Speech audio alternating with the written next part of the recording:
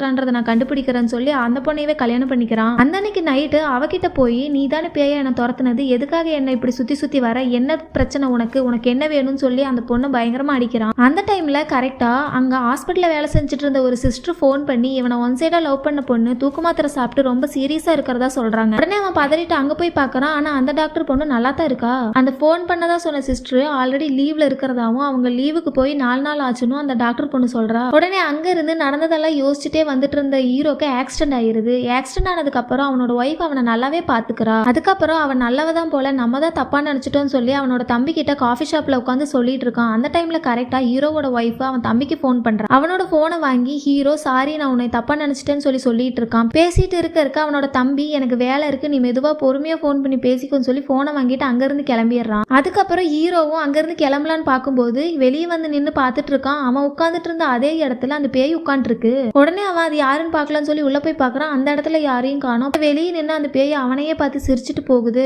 மறுபடியும் வெளியே போய் செக் பண்ணி பாக்குறான். அப்பவும் அந்த பொண்ணை பார்க்க முடியல. அங்க இருந்து மறுபடியும் கோவமா வீட்டுக்கு வந்துடுறான். வீட்டுக்கு வந்ததுக்கு அப்புறம் யாரோ காலிங் பெல் அடிக்கிற சத்தம் கேட்டுச்சுன்னு சொல்லி ஓபன் பண்ணி பாக்குறான். பார்த்தா அவங்க சீஃப் டாக்டரோட அவனோட ஒய்ஃப் இருக்கிறாங்க. அவளை பார்த்ததும் இவனுக்கு பயங்கரமா கோவம் வருது. அவகிட்ட சண்டை போடுறான். உடனே அவங்க சீஃப் டாக்டர் அவ காலையில இருந்து என் கூட தான் இருக்கா, ஏன் இப்படி அவகிட்ட பிஹேவ் பண்றன்னு சொல்லி கேக்குறாங்க. உடனே அவனோட ஒய்ஃப் இப்படியே தான் பண்றாரு, கல்யாணம் ஆன நாள்ல இருந்து என்ன பேய் அது இதுன்னு சொல்லி என் கூட ரொம்ப சண்டை போட்டு என்ன பயங்கரமா அடிக்கிறாரு மேடம், என்னன்னு கேளுங்கன்னு சொல்லிட்டு அந்த பொண்ணு அழுகுறா. கரெக்டா அந்த டைம்ல ஹீரோவோட தம்பியும் அங்க வேலை செய்யற ஆளும் வர்றாங்க.